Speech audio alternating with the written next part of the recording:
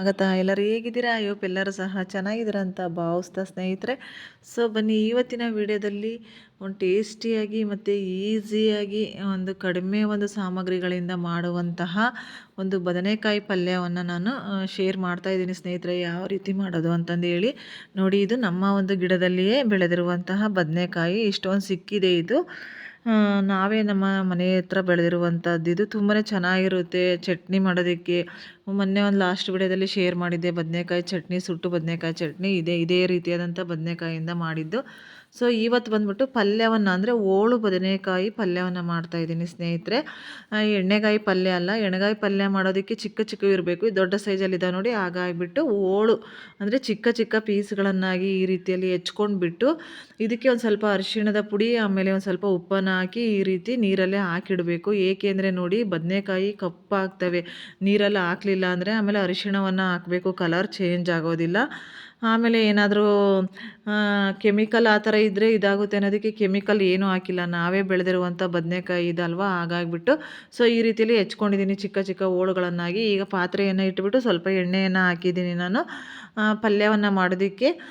ಪಲ್ಯ ಆಮೇಲೆ ಎಣ್ಣೆ ಬಿಸಿ ಆದ ತಕ್ಷಣವೇ ಒಂದು ಸ್ವಲ್ಪನೇ ಸಾಸಿವೆ ಜೀರಿಗೆಯನ್ನು ಹಾಕ್ತಾಯಿದ್ದೀನಿ ಸ್ನೇಹಿತರೆ.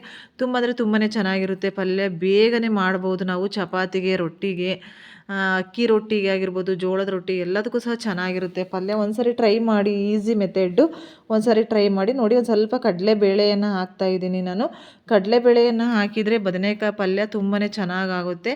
ಆಗಾಗ ಸಿಗ್ತಾ ಇರುತ್ತೆ ನೋಡಿ. ಹಾಗಾಗಿ ಇನ್ನು ಒಗ್ಗರಣೆಗೆ ಹಸಿಮೆಣ್ಸಿನ್ಕಾಯಿ, ಈರುಳ್ಳಿ, ಟೊಮೊಟೊ, ಕರಿಬೇವನ್ನು ಹಾಕ್ತಾಯಿದ್ದೀನಿ ನಾನು. ಹಸಿಮೆಣ್ಸಿನ್ಕಾಯಿ ಖಾರ ಇದ್ದರೆ ಕಡಿಮೆ ತೊಗೊಳ್ಳಿ, ಖಾರ ಕಡಿಮೆ ಇತ್ತಂದರೆ ಒಂದು ಸ್ವಲ್ಪ ಜಾಸ್ತಿ ತೊಗೋಬೋದು.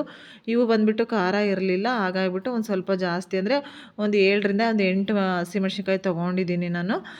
ಇಷ್ಟೊಂದು ತೊಗೊಂಡ್ಬಿಟ್ಟು ಇದನ್ನು ನಾವು ಒಗ್ಗರಣೆಯನ್ನು ಮಾಡ್ಕೋಬೇಕು. ಒಂದು ಸ್ವಲ್ಪನೇ ಇದಕ್ಕೆ ಸಣ್ಣ ಉಪ್ಪನ್ನು ಸೇರಿಸ್ಬಿಟ್ಟು ಈಗ ಒಂದು ಸ್ವಲ್ಪ ಫ್ರೈ ಮಾಡ್ತಾಯಿದ್ದೀವಿ. ಅಂದರೆ ಒಂದು ಸ್ವಲ್ಪ ಬೇಯಬೇಕಲ್ವ, ಹಾಗಾಗಿಬಿಟ್ಟು ಬದನೆಕಾಯಿ ಇದು ಏನು ಈರುಳ್ಳಿ ಟೊಮೊಟೊ ಬೇಯಬೇಕಲ್ವ, ಹಾಗಾಗಿಬಿಟ್ಟು ಈಗ ಒಂದು ಸ್ವಲ್ಪ ಸಣ್ಣ ಉಪ್ಪನ್ನು ಸೇರಿಸ್ಬಿಟ್ಟು ಮಿಕ್ಸ್ ಮಾಡಿ ಇಡ್ತಾಯಿದ್ದೀನಿ. ತುಂಬಾ ಚೆನ್ನಾಗಿರುತ್ತೆ ಪಲ್ಯ. ಈಸಿ ಮೆಥಡಲ್ಲಿ ಮಾಡ್ಬೋದು. ಇದು ಒಂದು ಮೆಥಡ್ ಅಂತಲೇ ಹೇಳ್ಬೋದು. ಬೇರೆ ಬೇರೆ ರೀತಿಯಲ್ಲೂ ಸಹ ಪಲ್ಯಗಳನ್ನು ಮಾಡ್ತಾರೆ. ಆಮೇಲೆ ಅದು ಬಂದು ನೋಡಿ, ಇದು ಒಂದು ಸ್ವಲ್ಪ ಬೆಂದ ನಂತರ ಅದು ಒಗ್ಗರಣೆ. ಈಗ ನಾವೇನು ಬದನೆಕಾಯಿನ ತೊಗೊಂಡಿದ್ವೋ ಅದನ್ನೆಲ್ಲನೂ ಸಹ ಇದಕ್ಕೆ ಸೇರಿಸ್ತಾ ಇದ್ದೀನಿ ನಾನು. ನೋಡಿ, ಬದನೆಕಾಯಿ ಅಷ್ಟೇ ನೀರಲ್ಲಿ ಅರಿಶಿಣದ ಪುಡಿ ಹಾಕಿಟ್ರೆ ಕಲರ್ ಚೇಂಜ್ ಆಗೋದಿಲ್ಲ. ಅದರಲ್ಲಿ ಏನೇ ಕಪ್ಪುದು ಇದ್ದಿದ್ರು ಒಂಥರ ಕಪ್ಪು ನೀರು ಥರ ಬಂದಿರುತ್ತೆ ಅದು. ಎಲ್ಲ ಅದೇನೋ ಒಂಥರ ನಮ್ಮ ಕಡೆ ಹಳ್ಳಿ ಕಡೆ ಏನು ಹೇಳ್ತೀವಿ ಅಂದರೆ ಕಿಲುಬು ಥರ ಎಲ್ಲ ಬಿಟ್ಟಿರುತ್ತೆ ಬದನೆಕಾಯಲ್ಲಿರುವಂಥದ್ದು ಅಂತ ಹೇಳ್ತಾರೆ. ಹಾಗಾಗಿಬಿಟ್ಟು ನೋಡಿ, ಈಗ ಒಂದು ಸ್ವಲ್ಪನೇ ನಾನು ಇದಕ್ಕೆ ನೀರನ್ನು ಸೇರಿಸ್ಬಿಟ್ಟು ಇದನ್ನ ಚೆನ್ನಾಗಿ ಮಿಕ್ಸ್ ಮಾಡಿ ನೀರನ್ನು ಸೇರಿಸ್ತಾ ಇದ್ದೀನಿ. ಒಂದು ಸ್ವಲ್ಪ ಬೇಯಬೇಕು ನೋಡಿ. ಹಾಗಾಗಿಬಿಟ್ಟು 1 ಲೋಟದಷ್ಟು ನೀರನ್ನು ಸೇರಿಸ್ತಾ ಇದ್ದೀನಿ ನಾನು. ಸ್ವಲ್ಪ ಒಂದು ಮುಕ್ಕಾಲು ಭಾಗ ಇದು ಬದನೆಕಾಯಿ ಅನ್ನುವಂಥದ್ದು ಮುಳುಗಬೇಕು ನೀರಲ್ಲಿ. ಬೇಯೋದಕ್ಕೆ ತುಂಬ ಬೇಗನೆ ಬೇಯುತ್ತೆ ಇದು. ತುಂಬ ಸಮಯನೂ ತಗೊಳ್ಳೋದಿಲ್ಲ. ಈ ಬದನೆಕಾಯಿ ಸಾಫ್ಟ್, ತುಂಬ ಬೇಗನೆ ಸಾಫ್ಟ್ ಆಗುತ್ತೆ. ಒಂದು 10ರಿಂದ 15 ನಿಮಿಷದ ಒಳಗಡೆನೇ ಬೇಯುತ್ತೆ ಅಂತ ಹೇಳ್ಬೋದು. ನಾನು ಟೈಮ್ ನೋಡಿರಲಿಲ್ಲ. ಬೇಗನೆ ಸಾಫ್ಟ್ ಆಗುತ್ತೆ. ಒಂದು ಪ್ಲೇಟನ್ನು, ಒಂದು ಲಿಡ್ಡನ್ನು ಕ್ಲೋಸ್ ಮಾಡಿಬಿಟ್ಟು ಬೇಯಿಸ್ಬೇಕು ಇದನ್ನು.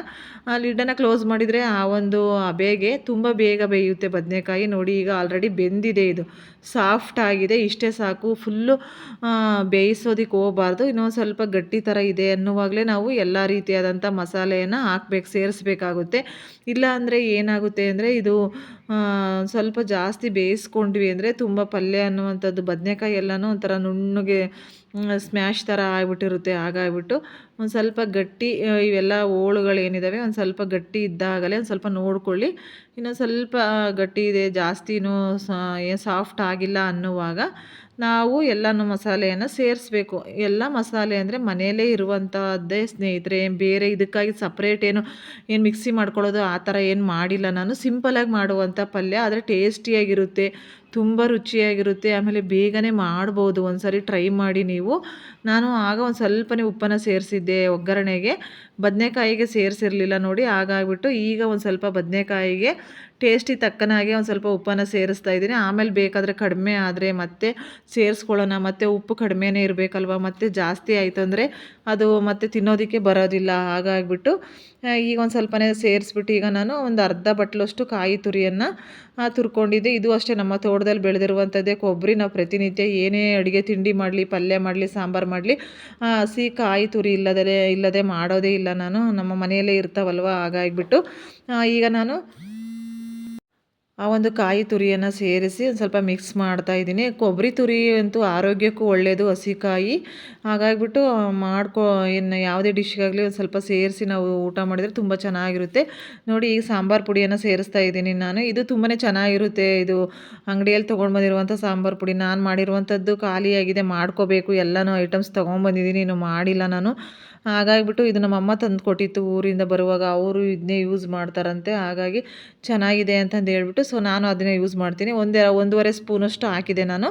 ಈಗ ಒಂದು ಸ್ವಲ್ಪ ಖಾರಕ್ಕೆ ತಕ್ಕನಾಗಿ, ಅಂದರೆ ನಾನು ಹಸಿಮೆಣ್ಸಿನ್ಕಾಯಿ ಖಾರ ಇಲ್ಲ ಅಂತ ಹೇಳಿದ್ದೆ ನೋಡಿ, ಹಾಗಾಗಿ ಒಂದು ಸ್ವಲ್ಪ ಖಾರದ ಪುಡಿ. ಆಮೇಲೆ ಇದನ್ನು ನಾನು ಗರಂ ಮಸಾಲ ಥರ ಮನೆಯಲ್ಲೇ ಮಾಡಿರುವಂತಹ ಮಸಾಲ ಪೌಡರ್ ಇದು ಏನು ಸೇರಿಸ್ದೆ ನೋಡಿ, ಒಂದು ಸ್ಪೂನಷ್ಟು ಸೇರಿಸಿದ್ದೀನಿ ನಾನು, ಒಂದು ಅರ್ಧ ಸ್ಪೂನಷ್ಟು.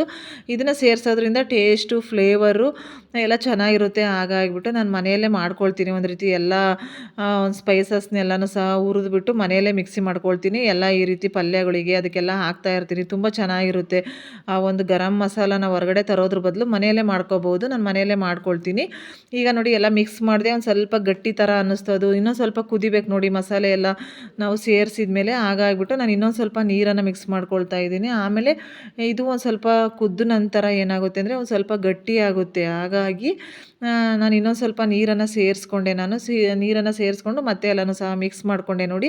ಮತ್ತೆ ಒಂದು ಸ್ವಲ್ಪ ನೀರನ್ನು ಸೇರಿಸ್ಕೊಂಡೆ. ಇದು ಬಂದುಬಿಟ್ಟು ಮನೆಯಲ್ಲೇ ಮಾಡಿರುವಂಥ ಪಲ್ಯ ಪೌಡ್ರ್, ಅಂದರೆ ಹುರುಗಡ್ಲೆಯನ್ನು ಹುರಿದು ಶೇಂಗಾ ಬೀಜ ಮತ್ತು ಕುರ್ಷಣಿ ಕಾಳನ್ನು ಹುರಿದುಬಿಟ್ಟು ಮಾಡಿರುವಂಥ ಪೌಡರ್ ಇದು. ಇದಂತೂ ತುಂಬ ಚೆನ್ನಾಗಿರುತ್ತೆ. ಎಲ್ಲ ಪಲ್ಯಗಳಿಗೂ ಸಹ ಯೂಸ್ ಮಾಡ್ಬೋದು. ಇದನ್ನು ಇಲ್ಲದೆ ನಾವಂತೂ ಪಲ್ಯನೇ ಮಾಡೋದಿಲ್ಲ ಸ್ನೇಹಿತರೆ. ಹಳ್ಳಿ ಕಡೆ ಸಾಮಾನ್ಯ ಈ ಕುರ್ಷಣಿ ಕಾಳು ಇದನ್ನೆಲ್ಲ ಮಿಕ್ಸ್ ಮಾಡಿರುವಂಥ ಪೌಡರ್ನ ಪಲ್ಯಗಳಿಗೆ ಯೂಸ್ ಮಾಡ್ತಾರೆ. ತುಂಬ ಚೆನ್ನಾಗಿ ಟೇಸ್ಟಿಯಾಗಿರುತ್ತೆ. ನಾನು ಅಷ್ಟೇ ಯಾವಾಗಲೂ ಮನೇಲಿ ರೆಡಿ ಇರುತ್ತೆ ಇದು. ಇದನ್ನು ಒಂದು 2 ಸ್ಪೂನಷ್ಟು ಸೇರಿಸಿದೆ ನಾನು ನೋಡಿ. ಇದನ್ನು 2 ಸ್ಪೂನಷ್ಟು ಸೇರಿಸಿ ಚೆನ್ನಾಗಿ ಮಿಕ್ಸನ್ನು ಮಾಡ್ತಾ ಇದ್ದೀನಿ ನಾನು. ತುಂಬಾ ಚೆನ್ನಾಗಿರುತ್ತೆ. ಈ ಟೈಮಲ್ಲಿ ನಾನು ಇದಕ್ಕೆ ಉಪ್ಪು, ಅದು ಖಾರ ಕಡಿಮೆ, ಅಂದರೆ ಉಪ್ಪು ಖಾರ ಸರಿ ಇದೆಯೋ ಇಲ್ವೋ ಒಂದ್ಸರಿ ನೋಡ್ಕೊಳ್ತಾ ಇದ್ದೀನಿ. ಒಂದು ಸ್ವಲ್ಪ ಕಡಿಮೆ ಅಂತ ಅನ್ನಿಸ್ತು ಉಪ್ಪು, ಹಾಗಾಗಿ ನಾನು ಮತ್ತೆ ಇನ್ನೊಂದು ಸ್ವಲ್ಪನೇ ಉಪ್ಪನ್ನು ಸೇರಿಸ್ತಾ ಇದ್ದೀನಿ ನಾನು. ಆಮೇಲೆ ಇದಕ್ಕೆ ನಾನು ಒಂದು ಅರ್ಧ ಹೋಳಷ್ಟು ನಿಂಬೆ ಹಣ್ಣನ್ನು ಸೇರಿಸ್ತೀನಿ ಸ್ನೇಹಿತರೆ ಲಾಸ್ಟಲ್ಲಿ. ಆಮೇಲೆ ಕೊತ್ತಂಬರಿ ಸೊಪ್ಪನ್ನು ಸೇರಿಸ್ಬೇಕು ಲಾಸ್ಟಲ್ಲಿ. ಕೊತ್ತಂಬರಿ ಸೊಪ್ಪು ಇರಲಿಲ್ಲ, ಖಾಲಿಯಾಗಿತ್ತು. ಹಾಗಾಗಿ ನಾನು ಕೊತ್ತಂಬರಿಯನ್ನು ಈಗ ಸೇರಿಸ್ತಾ ಇಲ್ಲ. ಒಂದು ಸ್ವಲ್ಪ ಕೊತ್ತಂಬರಿ ಸೊಪ್ಪು ಲಾಸ್ಟಲ್ಲಿ ಒಂದು ಸ್ವಲ್ಪ ಕೊತ್ತಂಬರಿ ಸೊಪ್ಪು ಸೇರಿಸ್ಬಿಟ್ರೆ ತುಂಬ ಫ್ಲೇವರ್ ಚೆನ್ನಾಗಿರುತ್ತೆ, ಟೇಸ್ಟ್ ಚೆನ್ನಾಗಿರುತ್ತಲ್ವ. ಹಾಗಾಗಿಬಿಟ್ಟು ನೋಡಿ, ಇಷ್ಟೇ. ಇದು ಒಂದು 2 ನಿಮಿಷ, 2ರಿಂದ 3 ನಿಮಿಷ ಕುದ್ರೆ ಸಾಕು. ಈ ಒಂದು ಪಲ್ಯ ರೆಡಿಯಾಗುತ್ತೆ. ಈಗ ನೋಡಿ, ನಿಂಬೆಹಣ್ಣನ್ನು ನಾನು ಲಾಸ್ಟಲ್ಲಿ ಒಂದು ಸ್ವಲ್ಪನೇ ನಾನು ನಿಂಬೆಹಣ್ಣನ್ನು ಸೇರಿಸ್ತಾ ಇದ್ದೀನಿ. ಜಾಸ್ತಿ ಅರ್ಧ ಹೋಳು ಫುಲ್ಲು ಸೇರಿಸ್ತಾ ಇಲ್ಲ ನಾನು. ಒಂದು ಸ್ವಲ್ಪ ಸೇರಿಸ್ಬಿಟ್ಟು ಒಂದು 2 ನಿಮಿಷ ಏನು ಹೇಳ್ತೀವಿ, ಲೋ ಫ್ಲೇಮಲ್ಲಿ ಇದನ್ನು ಕುದಿಯೋದಕ್ಕೆ ಲಿಡ್ಡನ್ನು ಕ್ಲೋಸ್ ಮಾಡಿದ್ದೆ. ಈಗ ನೋಡಿ, ಚೆನ್ನಾಗಿ ಕುದೀತಾ ಇದೆ. ಇಷ್ಟೇ, ಪಲ್ಯ ರೆಡಿ ಆಯಿತು ಅಂತ ಹೇಳ್ಬೋದು. ಇಷ್ಟೇ, ತುಂಬ ಈಸಿ ಮಾಡೋದು, ಟೇಸ್ಟಿಯಾಗಿರುತ್ತೆ. ಒಂದು ಸಾರಿ ಟ್ರೈ ಮಾಡಿ ನೀವು, ತುಂಬ ಚೆನ್ನಾಗಿರುತ್ತೆ. ಚಪಾತಿಗೂ, ಅಕ್ಕಿ ರೊಟ್ಟಿಗೂ, ಜೋಳದ ರೊಟ್ಟಿಗೂ ತುಂಬ ಚೆನ್ನಾಗಿರುತ್ತೆ ಸ್ನೇಹಿತರೆ. ನಾನು ಬಂದುಬಿಟ್ಟು ಚಪಾತಿಗೆ ಮಾಡಿದ್ದೆ ನೋಡಿ, ತುಂಬ ಚೆನ್ನಾಗಿತ್ತು. ನಿನ್ನೆ ರಾತ್ರಿ ಮಾಡಿರುವಂಥ ಪಲ್ಯ, ಬೇಗನೆ ಮಾಡುವಂತಹ ಒಂದು ಟೇಸ್ಟಿಯಾದಂತಹ ಹೋಳು ಬದನೆಕಾಯಿ ಪಲ್ಯ ಟ್ರೈ ಮಾಡಿ ಸ್ನೇಹಿತರೆ. ತುಂಬ ಟೇಸ್ಟಿಯಾಗಿರುತ್ತೆ. ಎಲ್ಲರೂ ಇಷ್ಟಪಟ್ಟು ತಿಂತಾರೆ ಮನೆಯಲ್ಲಿ. ಪದೇ ಪದೇ ಮಾಡೋದಕ್ಕೆ ನಿಮಗೂ ಸಹ ತುಂಬಾ ಖುಷಿಯಾಗುತ್ತೆ ಅಂತ ಹೇಳ್ಬೋದು ಈ ಪಲ್ಯವನ್ನು ಅಂತ ಹೇಳ್ತಾ, ಎಲ್ಲರಿಗೂ ಸಹ ಧನ್ಯವಾದಗಳು. ವಿಡಿಯೋ ನೋಡಿದ್ದಕ್ಕಾಗಿ. ಮುಂದಿನ ವಿಡಿಯೋದಲ್ಲಿ ಸಿಗೋಣ ಸ್ನೇಹಿತರೆ. ಸಬ್ಸ್ಕ್ರೈಬ್ ಆಗದೆ ನೋಡ್ತಿದ್ರೆ ದಯವಿಟ್ಟು ಸಬ್ಸ್ಕ್ರೈಬ್ ಮಾಡ್ಕೊಂಡು ನನ್ನ ಚಾನಲ್ನ ಸಪೋರ್ಟ್ ಮಾಡಿ. ನಿಮ್ಮ ಅನಿಸಿಕೆ, ಅಭಿಪ್ರಾಯವನ್ನು ಕಮೆಂಟಲ್ಲಿ ತಿಳಿಸಿ ಅಂತ ಹೇಳ್ತಾ ಸ್ನೇಹಿತರೆ, ಮುಂದಿನ ವಿಡಿಯೋದಲ್ಲಿ ಸಿಗೋಣ. ಧನ್ಯವಾದಗಳು.